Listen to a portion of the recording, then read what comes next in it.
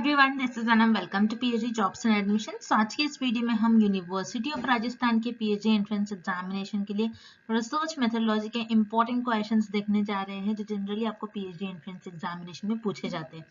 सो हर एक क्वेश्चन का आपको डिटेल में एक्सप्लेनेशन मिलेगा और जिस भी क्वेश्चन में आपको डाउट है आप मुझे कॉमेंट करके पूछ सकते हो।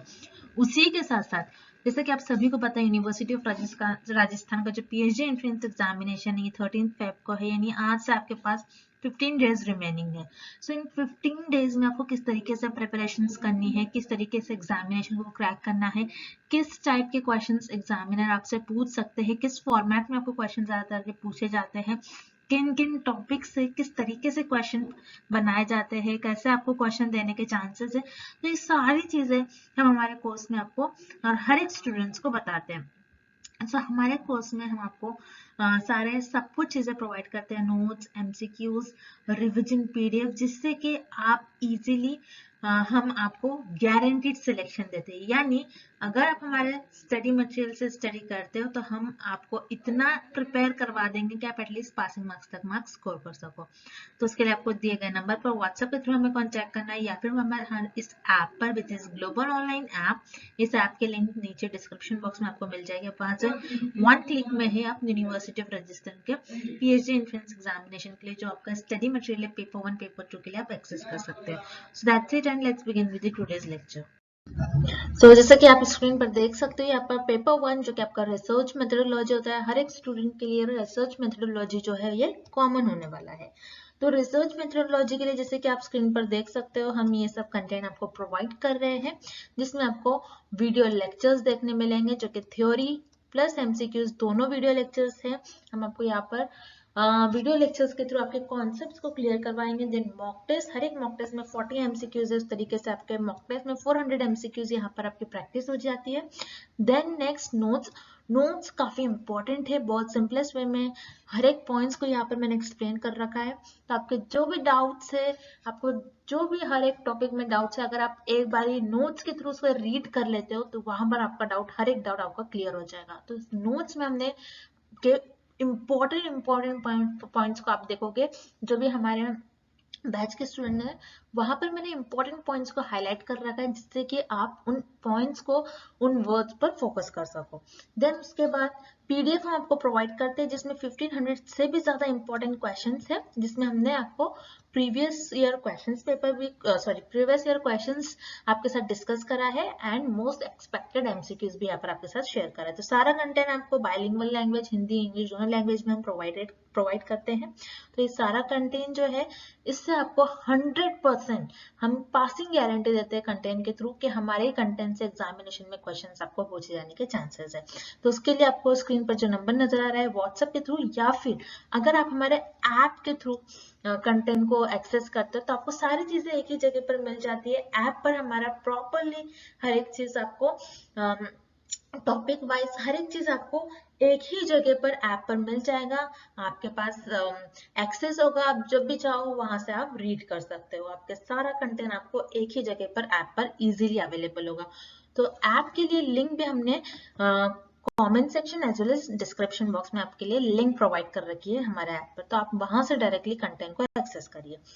जैसे कि आप स्क्रीन पर देख सकते हो पेपर 2 का भी हम आपको स्टडी मटेरियल प्रोवाइड करते हैं, जिसमें आपको full syllabus notes, MCQs plus previous year questions भी देखने मिलेंगे। इन सारे सब्जेक्ट्स पर हम आपको स्टडी मटेरियल प्रोवाइड कर रहे हैं।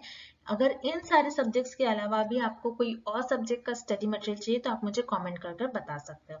उस पेपर 2 के लिए भी आपको दिए गए स्क्रीन पर जो नंबर नजर आ रहा है इस पर व्हाट्सएप के थ्रू आपको हमें कॉन्टेक्ट करना है। सो दैट्स इट, हम आज के सेशन को हम स्टार्ट करते हैं। Classifying a person on the basis of his attribute is an example of।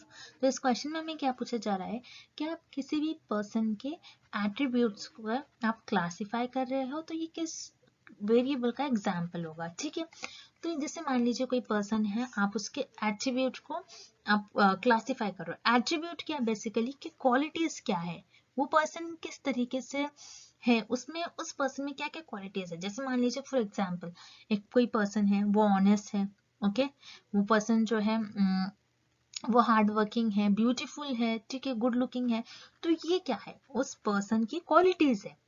ठीक है, आप किसी भी पर्सन की क्वालिटीज को आप डिस्क्राइब कर रहे हो, उसको क्लासिफाई कर रहे हो, तो ये कौन से वेरिएबल का एग्जाम्पल होगा, ये हमें इस क्वेश्चन में फाइंड आउट करना है। उससे पहले आपको 4 ऑप्शंस दिए गए हैं, काफी इंपॉर्टेंट वेरिएबल्स है यहाँ पर, तो हम हर एक वेरिएबल को स्टडी करेंगे और देखेंगे कि इस क्वेश्चन का आपका राइट आंसर क्या होने वाला है। तो यहाँ पर अगर हम फर्स्ट वेरिएबल को देखते हैं तो ये होता है डिस्क्रीट वेरिएबल। डिस्क्रीट वेरिएबल का मतलब, जैसे फॉर एग्जांपल आप स्टूडेंट के ग्रेड्स को मेजर कर रहे हैं, आप देख रहे हो कि क्लास में टोटल कितने स्टूडेंट्स हैं, आप देखोगे कि आपके जो पर्टिकुलर बैच है, ठीक है, डिफरेंट डिविजन है, सारे डिविजन्स में कितने स्टूडेंट्स प्रेजेंट है, आपके पास जो प्लेट में कुछ आपके पास चीजें हैं, कितने हैं, आपके पास कितने पेन है बॉक्स में। तो यहाँ पर ये जो चीजें अगर आप काउंट कर रहे हैं तो आपको पॉइंट्स में आपको नहीं मिलेंगे वेरिएबल्स, यानी पॉइंट्स में आपको नंबर्स नहीं मिलेंगे। आपको डिस्क्रीट वेरिएबल में 1 2 3 4 5 6 7 8 9 10 कुछ इस तरीके से आपको नंबर मिलेंगे, डेसिमल में नहीं मिलेंगे। यानी यहाँ पर 1 और 2 के बीच में जो वैल्यूज लाई करती है, 0.1 0.2 0.3, तो ये सब वैल्यूज डिस्क्रीट वेरिएबल में नहीं लाई करेंगे। अगर आपको किसी ने कहा आपके पर्टिकुलर, जैसे मान लीजिए फॉर एग्जाम्पल 7th A में टोटल कितने स्टूडेंट्स हैं आपको काउंट करना है, तो आप किस तरीके से, आपके जो स्टूडेंट्स की काउंटिंग होगी या तो 40 होगी, 30 होगी, 20 होगी, 50 होगी, ठीक है, 10 होगी। लेकिन आप ये नहीं कहोगे 10.1 स्टूडेंट्स है, ठीक है, और यू कैन, आप ऐसा नहीं बोल सकते हो कि 3.4 स्टूडेंट्स है, आप एक होल नंबर बोलेंगे 1 2 3 4, या फिर 10 है, 20 है, 30 है, तो इसको हम कहते हैं डिस्क्रीट वेरिएबल। कंटिन्यूअस वेरिएबल क्या होता है, कंटिन्यूअस वेरिएबल में हर एक वैल्यू पॉसिबल होती है, जैसे 1 0.1 0.2 0.3, ठीक है। कंटिन्यूअस वेरिएबल में हर एक वैल्यू पॉसिबल होगी, जैसे किसी का आप वेट मेजर कर रहे हो, ठीक है, किसी का आप बॉडी वेट मेजर कर रहे हो, तो बॉडी वेट जो है आपको पॉइंट्स में भी मिल जाता है। होल नंबर किसी का मान लीजिए 45 है, किसी का 45.4 है, किसी का 44.3 है, कुछ इस तरीके से। तो यहाँ पर आपको हर एक वैल्यूज पॉसिबल है कंटिन्यूअस वेरिएबल में, ठीक है, तो इसे हम कहते हैं कंटिन्यूअस वेरिएबल, हर एक वैल्यू पॉसिबल होगी। रैंडम वेरिएबल यानी आप कोई स्टडी कर रहे हो, मान लीजिए आप एक्सपेरिमेंटल स्टडी परफॉर्म करते हो, तो कभी कभी कुछ ऐसे वेरिएबल्स आ जाते हैं जो कि रैंडमली आकर होते हैं, जिसको आप कंट्रोल नहीं कर सकते हैं, वो खुद ब खुद बाय नेचर वो आकर हो जाते हैं वो वेरिएबल, तो उसे हम कहते हैं रैंडम वेरिएबल, ठीक है। तो जैसे कि आप अभी तक देखोगे सारे वेरिएबल जो है ऑप्शन ए से लेके ऑप्शन सी तक, इसमें जो है नंबर्स से डील हो रहा है। रैंडम वेरिएबल में हो सकता है नंबर्स भी हो, ठीक है, और आपके पास जो इंफॉर्मेशन है वर्ड्स के फॉर्म में भी हो, ठीक है। आप रैंडम वेरिएबल में कुछ भी आकर हो सकता है, लेकिन अगर आप देख रहे हो कंटिन्यूअस एंड डिस्क्रीट वेरिएबल में आपके पास जो इंफॉर्मेशन है ये नंबर्स के फॉर्म में। लेकिन हमें क्वेश्चन में क्वालिटीज के बारे में पूछा गया है, आपने ध्यान दिया होगा यहाँ पर आपको फोकस करना है वर्ड पर, एट्रीब्यूट, बहुत इंपॉर्टेंट हिंट दी गई है क्वालिटीज। तो याद रखना है ऐसे वेरिएबल जो आपको क्वालिटीज बताए वो होते हैं कैटेगोरिकल वेरिएबल। कैटेगोरिकल वेरिएबल ऐसे वेरिएबल होते हैं जो किसी चीज की क्वालिटीज को डिस्क्राइब करे, जैसे यहाँ पर पर्सन की क्वालिटीज है, ठीक है, वो ब्यूटीफुल है, वो स्मार्ट है, वो ऑनेस्ट है, ठीक है। तो यहाँ पर किसी भी वेरिएबल का अगर आपको क्वालिटी पूछा गया हो तो ये कौन से वेरिएबल का एग्जाम्पल होगा, कैटेगोरिकल वेरिएबल। तो इस क्वेश्चन का आपका करेक्ट ऑप्शन हो जाएगा option D. Next question, which of the following is not a measure of central tendency, ठीक है। तो इस क्वेश्चन में हमसे क्या पूछा जा रहा है कि दिए गए ऑप्शंस में से कौन सा एक ऐसा ऑप्शन है जो मेजरमेंट नहीं है सेंट्रल टेंडेंसी का, ठीक है। तो ये यहाँ पर सेंट्रल टेंडेंसी क्या होता है मैंने आपको हर एक लेक्चर में डिटेल में एक्सप्लेन करा है। सेंट्रल टेंडेंसी यानी जब भी आपके पास, जैसे फॉर एग्जांपल आप क्या करते हो, पॉपुलेशन में से किसी सैंपल को चुन लेते हो, ठीक है। यानी क्या होता है कि आपकी पॉपुलेशन बहुत ज्यादा लार्ज होती है तो आप सारी पॉपुलेशन पर रिसर्च नहीं करते, पॉपुलेशन में से कुछ मेंबर्स को चुन लेते हो जो कि आपका यहाँ पर वो मेंबर्स सैंपल बन जाएंगे, ठीक है, ये आपका सैंपल बन जाएगा। अब सैंपल से आने वाली जो भी इंफॉर्मेशन होती है, सैंपल से मिलने वाला जो भी डेटा होता है, आप उसको क्या करते हो, ग्राफ के फॉर्म में कन्वर्ट करते हो, ठीक है। तो आप क्या करते हो, उस इंफॉर्मेशन को आप कुछ इस तरीके से ग्राफ में कन्वर्ट करोगे आप, ठीक है। मान लीजिए एक नॉर्मल डिस्ट्रीब्यूशन है, ये क्या है, नॉर्मल डिस्ट्रीब्यूशन है, यानी आपने जो भी आपको इंफॉर्मेशन मिली आपने इस ग्राफ में उस इंफॉर्मेशन को कन्वर्ट कर दिया, ठीक है।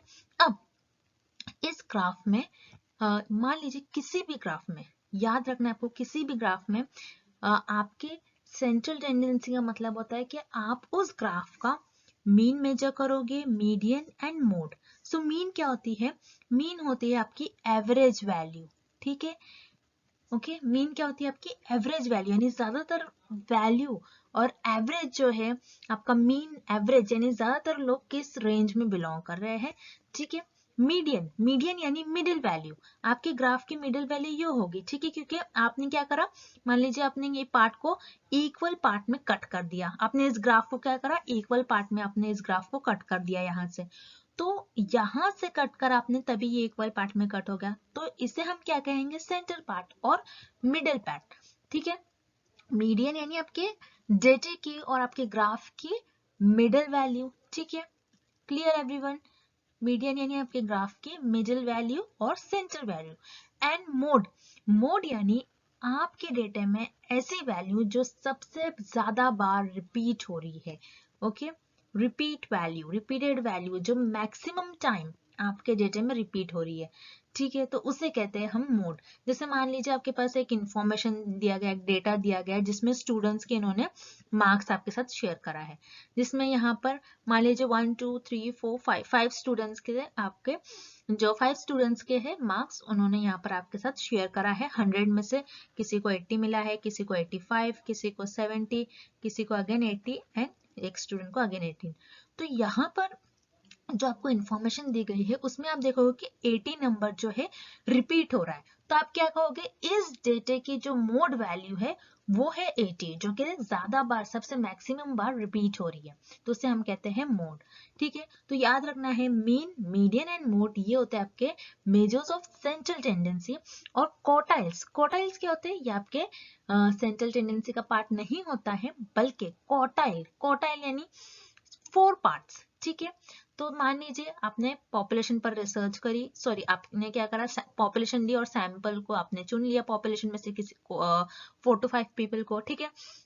तो आपने यहाँ पर क्या करा, सैंपल्स पर रिसर्च करी, सैंपल पर मिलने वाला जो भी डेटा था उसको आपने क्या करा, यहाँ पर आपने 4 पार्ट्स में डिवाइड कर लिया, 1 2 3 एंड 4।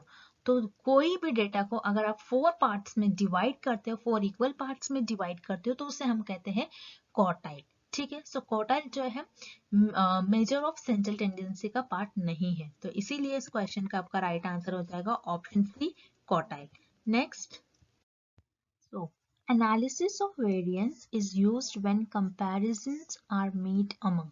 so यहाँ पर हमसे पूछा जा रहा है कि एनालिसिस ऑफ वेरिएंस जो है जिसे हम कहते हैं एनोवा टेस्ट भी, ठीक है, एनालिसिस ऑफ वेरिएंस को हम क्या कहते हैं, एनोवा, ठीक है। सो एनोवा टेस्ट हम कब यूज करते हैं, हम कितने ग्रुप्स को एनोवा टेस्ट में कंपेयर करते हैं, तो मैंने यहाँ पर इस पर डिटेल में भी वीडियो बनाया है, आपके हर एक टेस्ट पर आप वो वीडियो जाकर अच्छी तरीके से देख लीजिएगा, ठीक है। एनालिसिस ऑफ वेरिएंस, उसमें क्या करते हैं आप, वेरिएंस को एनालिसिस करते हैं, ठीक है, यानी आप क्या करते हैं, डिफरेंट डिफरेंट ग्रुप्स के मीन को ऑब्जर्व करते हैं, ठीक है। तो रिमेंबर एनालिसिस ऑफ वेरिएंस में आप क्या होता है, आपके पास मोर देन 2 ग्रुप्स होते हैं, यानी आप 2 या फिर 2 से ज्यादा, ओके, सैंपल्स के मीन को कंपेयर कर सकते हो, ठीक है, रिमेंबर याद रखना है, एनालिसिस ऑफ वेरिएंस में 2 या फिर 2 से ज्यादा सैंपल के मीन को आप क्या करते हो, यहाँ पर कंपेयर करते हो, कंपैरिजन करते हो बेसिकली। वैसे तो हम हर एक टेस्ट जो होते हैं, हर एक यानी पैरामेट्रिक नॉन पैरामेट्रिक टेस्ट में सारे भी टेस्ट में हम क्या करते हैं, सबको कंपेयर करते हैं, ठीक है। तो उसी तरीके से एनालिसिस ऑफ वेरिएंस में हम दो या फिर दो से ज्यादा सैंपल के मीन को कंपेयर करते हैं। तो यहाँ पर इस क्वेश्चन का आपका राइट आंसर हो जाएगा मोर देन 2 ग्रुप्स। ठीक है। अब हम बाकी जो ऑप्शंस है वो भी आपको देखना है कि वो ऑप्शन क्या होते हैं, तभी आप क्वेश्चन को सॉल्व कर पाओगे। ठीक है। Option B is less than 2 groups. So याद रखिएगा, आप अगर कोई टेस्ट परफॉर्म कर रहे हो जैसे पैरामेट्रिक, नॉन पैरामेट्रिक टेस्ट, तो पैरामेट्रिक टेस्ट के अंडर जो आते हैं आपके टी टेस्ट, जी टेस्ट, ठीक है। नॉन पैरामेट्रिक टेस्ट में आता है आपका एनोवा टेस्ट, ठीक है। काई स्क्वायर टेस्ट वगैरह आपका नॉन पैरामेट्रिक में आता है। तो इस तरीके से आप जब भी टेस्ट परफॉर्म करते हैं आप कंपेयर करते हैं, तो कंपेयर हमेशा दो ग्रुप्स के बीच में कंपेयर होगा या फिर उससे ज्यादा ग्रुप के बीच में कंपेयर होगा, लेकिन सिर्फ आप एक ग्रुप लेकर उस पर कंपेयर नहीं कर सकते हो। तो ये डेफिनेटली जो है इनकरेक्ट ऑप्शन है। आपको इस तरीके से समझ में आना चाहिए लॉजिक। ठीक है। Then option 3 is 2 groups.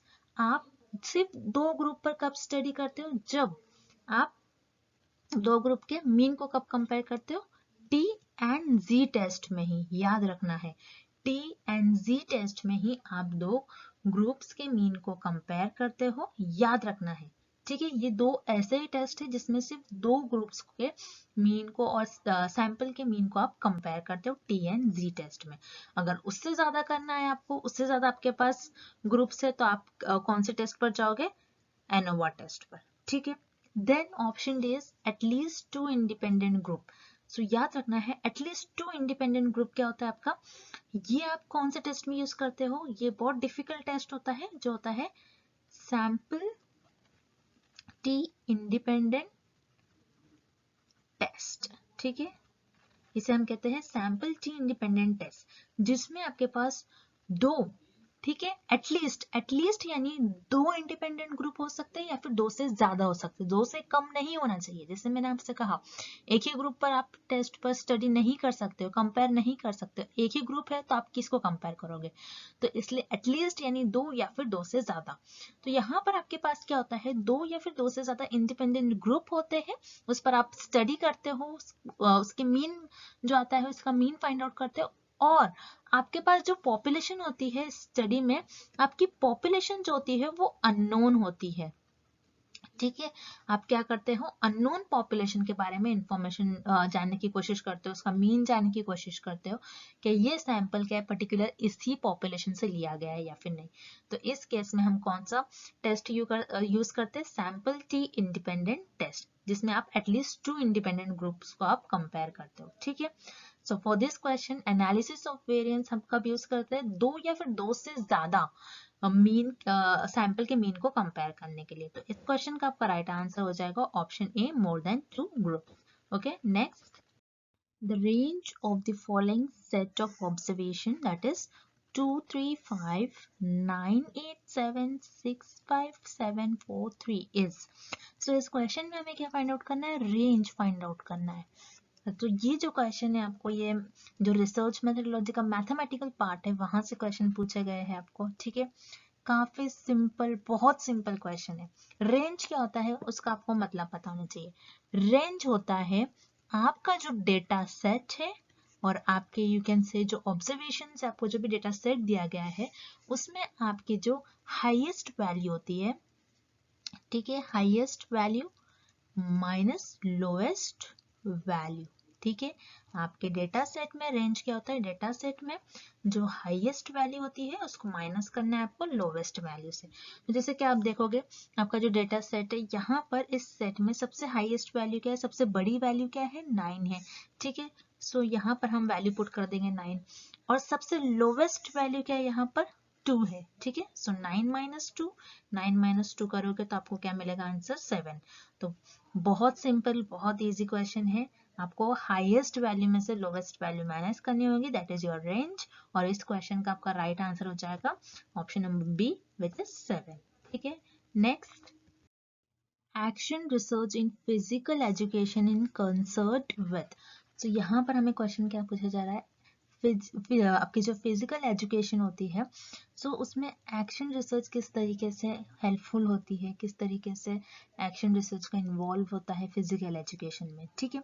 So physical education का मीनिंग क्या होता है, यानी आपके बॉडी लैंग्वेज, आपके एक्सरसाइजेस, आपके हाइजीन आपको किस तरीके से मेंटेन करना है।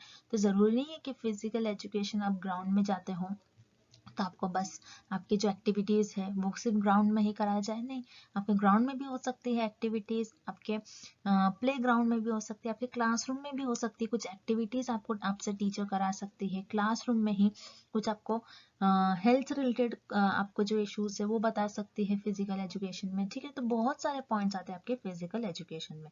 तो याद रखना है, कभी भी एजुकेशन से रिलेटेड आपको जो भी आपको चाहे वो फिजिकल एजुकेशन हो, चाहे वो आपकी कौन सी भी टाइप की एजुकेशन हो, कभी भी एजुकेशन में अगर कुछ भी आपकी प्रॉब्लम आ रही तो मेनली एजुकेशन में एक्शन रिसर्च यूज करी जाती है।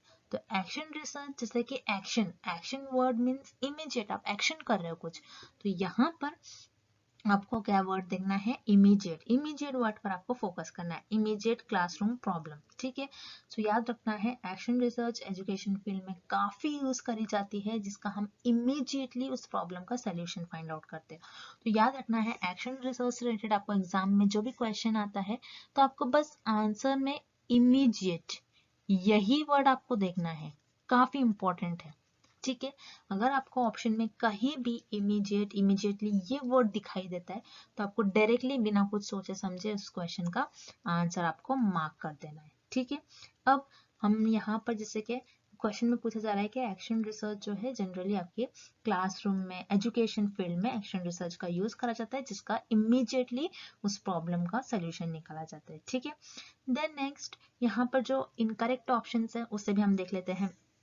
Option A here is coordination. Coordination का मतलब क्या होता है कि सारे डिफरेंट डिफरेंट चीजों को, या फिर यू कैन से कोऑर्डिनेशन, ये बेसिकली आपके साइंस केमिस्ट्री का ये टर्म है जिसमें आप क्या करते हो, डिफरेंट डिफरेंट जो एलिमेंट्स होते हैं उनको आप एक जगह एकत्र करते हो, एक जगह आप इकट्ठा करते हो, ठीक है।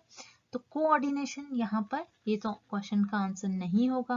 Then option B experimental studies. Experimental studies कब यूज करते हैं, आप एक्सपेरिमेंट परफॉर्म करते हैं तो जरूरी नहीं है आपको उसका इमीडिएट रिप्लाई मिले, ठीक है। यस, कुछ एक्सपेरिमेंट का इमीडिएट आपको आंसर भी मिलता है, लेकिन कुछ एक्सपेरिमेंट्स आप देखोगे तो कोई कोई कुछ कुछ एक्सपेरिमेंट्स जो होते हैं 2 डेज 3 डेज, कुछ कुछ 6 मंथ्स तक भी चलते हैं एक्सपेरिमेंट, 1 ईयर तक भी एक्सपेरिमेंट चलते हैं, ठीक है। जो आपके ड्रग्स पर एक्सपेरिमेंट बेसिकली होता है वो तो 1 ईयर 2 ईयर तक आपका एक्सपेरिमेंट्स चलते हैं। तो जरूरी नहीं है कि एक्सपेरिमेंट्स में आपके इमीडिएट आपको रिस्पॉन्स मिले। तो यहाँ पर आपका ऑप्शन बी भी इनकरेक्ट होगा। Then option C is laboratory problem, यानी आप लैब्स में कुछ प्रॉब्लम आती है, नो, लैब्स में अगर कुछ प्रॉब्लम आती है तो उसके लिए भी जरूरी नहीं कि आप इमीडिएटली उस प्रॉब्लम का सोल्यूशन फाइंड आउट करो। तो यहाँ पर आपका ऑप्शन सी भी इनकरेक्ट है। तो याद रखना है, फिजिकल एजुकेशन में एक्शन रिसर्च किस तरीके से हेल्प करती है कि वो इमीडिएटली हमारे प्रॉब्लम्स को सॉल्व करती है। तो इसीलिए इस क्वेश्चन का करेक्ट ऑप्शन हो जाएगा option D, immediate classroom problem. Next, which of the following is the highest level of significance. ठीक है, तो यहाँ पर हमें लेवल ऑफ सिग्निफिकेंस के कुछ वैल्यूज दिए गए हैं और हमें पता करना है कि इनमें हाईएस्ट लेवल ऑफ सिग्निफिकेंस क्या होता है। तो याद रखना है, बहुत इंपॉर्टेंट है, बहुत इजी भी है, बस आपको याद रखना है, कॉन्सेप्ट बहुत इजी है। Level of significance, level of significance का मतलब क्या होता है कि रिसर्चर जो है जब भी आप अपने रिसर्च को स्टार्ट करते हैं तो रिसर्चर जो है लेवल ऑफ सिग्निफिकेंस डिसाइड कर लेते पहले से, ठीक है, जिसे हम कहते हैं, अगर आम भाषा में कहा जाए तो एरर्स हो सकते हैं। यानी रिसर्चर रिसर्च करने से पहले रिसर्चर कुछ लेवल ऑफ सिग्निफिकेंस डिसाइड कर लेते हैं। तो सिर्फ दो ही वैल्यू होती है लेवल ऑफ सिग्निफिकेंस की, तो उसमें होता है रिसर्चर या तो 1% लेवल ऑफ सिग्निफिकेंस सेट करता है या तो 5%, ठीक है। सो अगर रिसर्चर 1% लेवल ऑफ सिग्निफिकेंस रख रहा है, मतलब रिसर्चर से उस रिसर्च में सिर्फ 1% एरर, मिस्टेक या फिर यू कैन से कुछ उनसे गलती होने की चांसेस है, ठीक है। यानी इस केस में अगर आपने 1% लेवल ऑफ सिग्निफिकेंस सेट कर दिया तो इस केस में आपकी जो रिजल्ट है, आपके रिसर्च के जो रिजल्ट है वो क्या है, 99% क्या हो जाएंगे, करेक्ट हो जाएगा, ठीक है। अगर रिसर्चर ने जो लेवल ऑफ सिग्निफिकेंस है अपनी रिसर्च में 5% डिसाइड कर लिया, यानी रिसर्चर ने रिसर्च स्टार्ट करने से पहले ये बता दिया कि मैं अपने रिसर्च में 5% एरर आने के चांसेस मानूंगा, यानी 5% एरर मेरी रिसर्च में हो सकते हैं। तो इसका मतलब यहाँ पर क्या हो गया, 95% जो होगा, जो रिजल्ट आएगा रिसर्चर का वो करेक्ट होगा, इसमें यहाँ पर रिसर्चर श्योर होगा। ठीक है, तो याद रखना है लेवल ऑफ सिग्निफिकेंस रिसर्चर जब भी रिसर्च स्टार्ट करते हैं उससे पहले सेट करते हैं। सो लेवल ऑफ सिग्निफिकेंस जो है सिर्फ दो वैल्यू पर सेट करा जाता है, 1% या फिर और 5%। ठीक है, 1% या और फिर 5%। 1% सेट हो रहा है यानी सिर्फ 1% मिस्टेक्स होने के रिसर्चर से चांसेस है, 5% का मतलब है 5% रिसर्चर से एरर और मिस्टेक्स होने के चांसेस है, लेकिन 99% करेक्ट रिसर्च होगी, रिसर्च के रिजल्ट जो होंगे 99% करेक्ट होंगे एंड 95% करेक्ट रिजल्ट तब होंगे जब रिसर्चर के एरर्स जो होंगे 5% होंगे। ठीक है, तो इस तरीके से यहाँ पर आपको जो वैल्यूज दिए गए परसेंटेज में नहीं दिए गए, डेसिमल में दिए गए। ठीक है, तो 0.01 का मतलब होता है 1%। ठीक है, 0.002 का मतलब होता है 0.2%, 0.05 का मतलब होता है 5%, और 0.001 का मतलब होता है 0.1%। तो यहाँ पर हमने क्या देखा, हाईएस्ट लेवल ऑफ सिग्निफिकेंस क्या होती है रिसर्च में, 1%। ठीक है, 1% को हम कहते हैं हाईएस्ट लेवल ऑफ सिग्निफिकेंस, 5% को कहते हैं हम लोवेस्ट लेवल ऑफ सिग्निफिकेंस। क्यों इसे हम 1% को हाईएस्ट कह रहे हैं, क्योंकि यहाँ पर आप देखोगे तो हमारे जो रिजल्ट है 99% करेक्ट आ रहे हैं, और 5% को हम लोवेस्ट लेवल ऑफ सिग्निफिकेंस क्यों कहेंगे, यहाँ पर अगर आप देखोगे तो 95% जो है रिसर्चर के रिजल्ट करेक्ट आ रहे हैं। तो किस केस में रिसर्चर के रिजल्ट ज्यादा करेक्ट आ रहे हैं वो उससे डिसाइड करा जाता है हाईएस्ट या फिर लोवेस्ट लेवल ऑफ सिग्निफिकेंस। तो यहाँ पर अगर आपने 1% सेलेक्ट करा तो आपके रिजल्ट क्या होंगे, इस केस में 99% करेक्ट होंगे। तो इसीलिए हाईएस्ट लेवल ऑफ सिग्निफिकेंस कहा जाता है 1% को। ठीक है, और 5% को लोवेस्ट लेवल ऑफ सिग्निफिकेंस कहा जाता है। सो इस क्वेश्चन में हमें हाईएस्ट लेवल ऑफ सिग्निफिकेंस पूछा जा रहा है, इसीलिए इस क्वेश्चन का राइट ऑप्शन हो जाएगा option A 0.01। Okay, next, in which research method the researcher investigate the causes of event on the basis of effect। so इस क्वेश्चन में क्या पूछा जा रहा है कि कौन से रिसर्च मेथड में रिसर्चर जो है इन्वेस्टिगेट करते हैं, कब, जब वो इवेंट हो जाता है। ठीक है, event on the basis of effect, उस इवेंट का और यू कैन से उस सिचुएशन का इफेक्ट दिख जाता है, उसके बाद रिसर्चर उस टॉपिक पर, उस इवेंट पर इन्वेस्टिगेट करते हैं, यानी इन्वेस्टिगेशन यानी क्या, रिसर्च करना। ठीक है, इंफॉर्मेशन और फर्दर पता करना कि क्यों वो फेनोमेना और क्यों वो इवेंट अकर हुआ, किस वजह से ये इफेक्ट हुआ है। ठीक है, तो याद रखना जब भी कोई फेनोमेना कोई इवेंट अकर हो जाता है, उसके बाद अकर होने के बाद अगर रिसर्चर रिसर्च कर रहा है, इन्वेस्टिगेशन कर रहा है, तो उस रिसर्च को हम कहते हैं x post facto research method.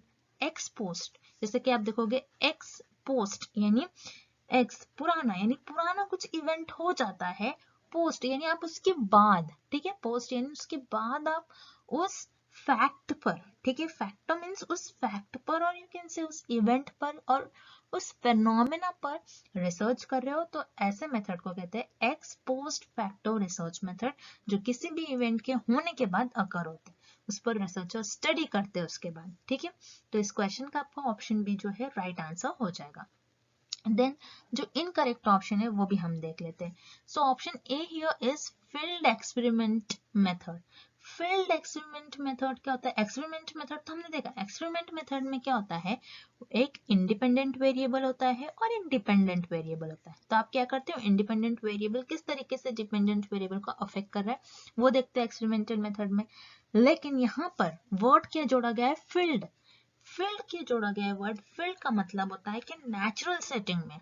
ठीक है, नेचुरल सेटिंग में जो भी चीजें अकर होती है उस पर आप स्टडी करोगे। ठीक है, तो फील्ड एक्सपेरिमेंट मेथड क्या होता है, सेम होता है जिस तरीके से आप एक्सपेरिमेंटल स्टडी परफॉर्म करते हो, एक्सपेरिमेंटल रिसर्च जिस तरीके से आप परफॉर्म करते हो, सेम प्रोसीजर होता है, लेकिन फिल्ड वर्ड यूज करा गया, इसका मतलब है कि आप नेचुरल सेटिंग में, ठीक है, नेचुरल सेटिंग में आप उस मेथड को परफॉर्म करोगे, ठीक है।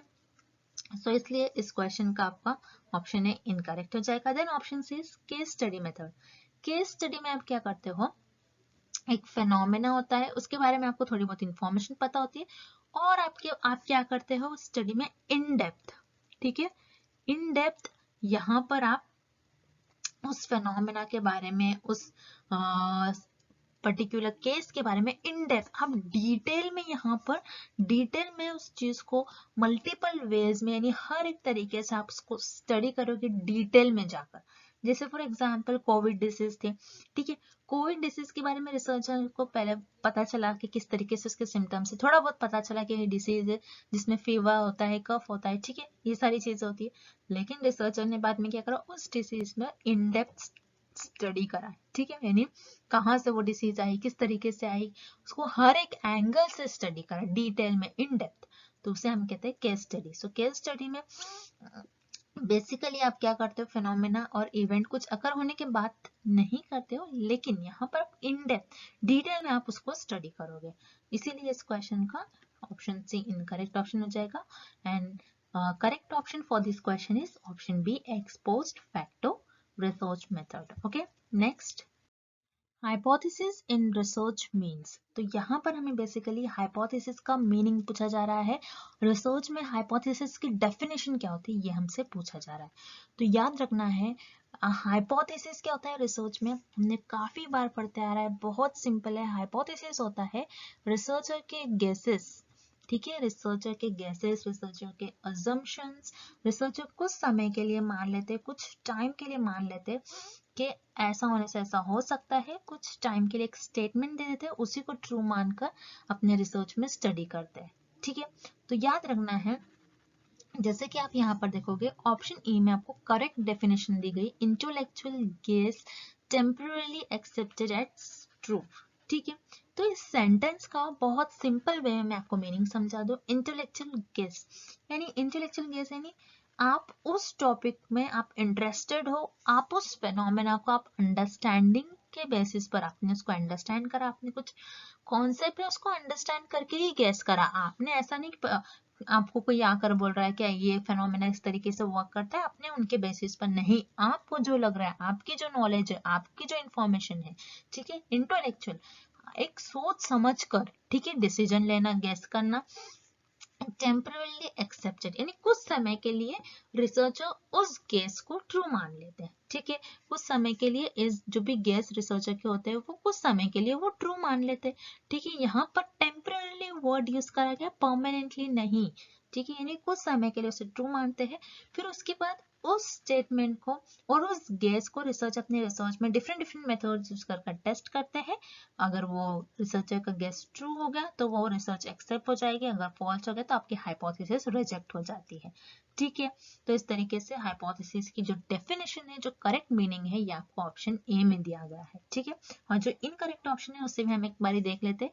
Option be here is information gained from others, ठीक है। आपने क्या करा, मैंने जैसे आपसे कहा, आपको किसी भी और की इंफॉर्मेशन नहीं, आप किसी और से इंफॉर्मेशन ले रहे हो और फिर आप आपकी हाइपोथेसिस डिसाइड कर रहे हो, फिर आप गेस कर रहे हो, तो ये गलत होता है, ठीक है। तो यहाँ पर आपका ऑप्शन बी इनकरेक्ट है। Then option C, answer to the questions, नहीं, किसी भी क्वेश्चन का आंसर करना ये हाइपोथेसिस नहीं होता है। So here option C is incorrect. Then option D is research proceeding.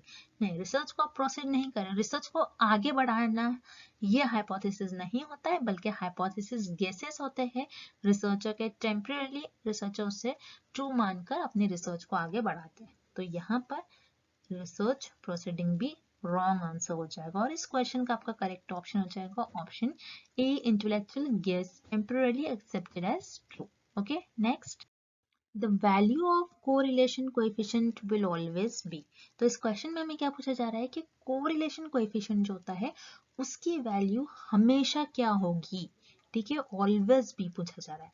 तो याद रखना है कोरिलेशन रिसर्च में कोएफिशिएंट होता है जिसको हमने काफी लेक्चर्स में पढ़ते आ रहे हैं, कोरिलेशन कोएफिशिएंट, ठीक है।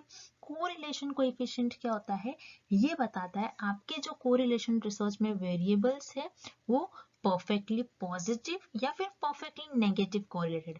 दो वेरिएबल एक दूसरे से किस तरीके से कोरिलेटेड है, किस तरीके से उनके बीच में संबंध है, उससे वो बताता है आपका कोरिलेशन कोएफिशिएंट।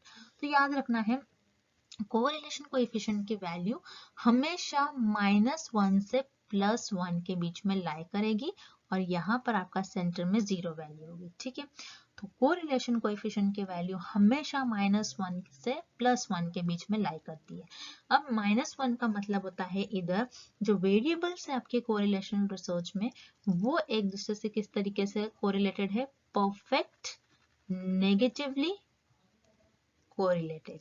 ठीक है, अगर कोरिलेशन रिसर्च में आपका कोरिलेशन कोएफिशिएंट जो है उसकी वैल्यू +1 होती है, इसका मतलब होता है कि वेरिएबल्स किस तरीके से कोरिलेटेड है, परफेक्ट पॉजिटिवली। ठीक है, परफेक्ट पॉजिटिवली वेरिएबल एक दूसरे से कोरिलेटेड है। ठीक है, तो ये रिलेशन आपको पता होना चाहिए और याद रखना हमेशा कोई कोरिलेशन कोएफिशिएंट की जो वैल्यू होती है ये होती है आपकी -1 से +1 के बीच में, विच इज वेरी इंपॉर्टेंट। और -1 एंड +1 ये दोनों भी आपको इसका मीनिंग पता होना चाहिए क्या होता है कोरिलेशन रिसर्च में। ठीक है, for this question here option B is the right answer. Okay, next again very simple question, research means, बहुत सिंपल क्वेश्चन है, रिसर्च। ठीक है, आप देखोगे अगर आपने रिसर्च को दो वर्ड्स में सेपरेट कर दिया तो एक बनता है वर्ड री एंड एक वर्ड बनता है सर्च। री मतलब फिर से, ठीक है, री मतलब क्या होता है, फिर से, मतलब अगेन। ठीक है, री का मतलब क्या होता है, फिर से। ठीक है, रीयूज करना, आपने क्या करा, वो मटेरियल को फिर से यूज करा। ठीक है, तो री का मतलब होता है अगेन एंड सर्च मतलब टू फाइंड। ठीक है, और टू सर्च यानी खोजना, किसी चीज को फाइंड आउट करना। ठीक है, तो रिसर्च का मीनिंग होता है टू सर्च अगेन। ठीक है, यानी कोई भी चीजों को, कोई भी फेनोमेना को आप क्या कर रहे हो, फिर से सर्च कर रहे हो। एक फेनोमेना आपके पास, मान लीजिए आपके पास एक टॉपिक है, ठीक है, उस टॉपिक की इंफॉर्मेशन आपके पास कुछ है। ठीक है, अब वो जो टॉपिक होता है उसमें भी सब इंफॉर्मेशन होती है, उसमें भी कुछ पार्ट्स होते हैं जिसमें रिसर्च नहीं की गई है। तो आप क्या करोगे, इसी टॉपिक को आप लोगे, इस टॉपिक में से सब टॉपिक आप देखोगे कि किस पर रिसर्च नहीं करी गई। सो आप वो देखो, वो टॉपिक लोगे, उसके बारे में थोड़ी बहुत इंफॉर्मेशन होती है, आपको लगता है कि फर्दर इसके बारे में और आगे भी इंफॉर्मेशन होनी चाहिए, ये फेनोमेना यही नहीं रुकना चाहिए, ये इक्वेशन जो है इसको हमको और सॉल्व करना चाहिए। तो रिसर्चर क्या करते हैं, जो पुरानी इंफॉर्मेशन होती है और जो भी पुराने फील्ड में कुछ ना कुछ इंफॉर्मेशन होती है उसका यूज कर आगे फिर से उस टॉपिक पर सर्च करते हैं, रिसर्च करते हैं। ठीक है, यानी रिसर्च का मतलब है फिर से सर्च करना। ठीक है, टू सर्च अगेन। सो इस क्वेश्चन का आपका राइट आंसर हो जाएगा option A, to search again. और जो डिफरेंट ऑप्शन है उसे भी हम देख लेते हैं, काफी सिंपल क्वेश्चन है। टू डिस्कवर समथिंग, आपने कुछ डिस्कवर करा, लेकिन किस तरीके, रिसर्च का मेन मीनिंग क्या है ये पूछ रहा है हमसे, तो यहाँ पर ऑप्शन बी इनकरेक्ट हो जाएगा। Then option C, to discover that is lost, ऐसे चीजें आप कभी भी रिसर्च में नहीं फाइंड आउट करते जो लॉस्ट हो। ठीक है, और अगेन लॉजिकली यहाँ पर ये क्या है, ऑप्शन इनकरेक्ट है। टू डिस्कवर न्यू आइडियाज, ठीक है, न्यू आइडियाज को डिस्कवर करना, ये जो होता है रिसर्च में, ये फंडामेंटल जो रिसर्च होती है। ठीक है, फंडामेंटल रिसर्च में, रिसर्च का टाइप होता है एक फंडामेंटल रिसर्च, इसमें आप न्यू आइडियाज, न्यू थियरीज वगैरह को लॉन्च करते हो, बताते हो कि किस तरीके से आप डिस्कवर कर रहे हो। ठीक है, लेकिन रिसर्च का मतलब नहीं होता है कि to discover new idea, research का मतलब होता है to search again, to find out something again. ठीक है, तो इस क्वेश्चन का आपका ऑप्शन ए जो है, इस क्वेश्चन का आपका राइट आंसर हो जाएगा to search again. And thank you for watching this video. Good luck with your preparation and see you tomorrow with another video.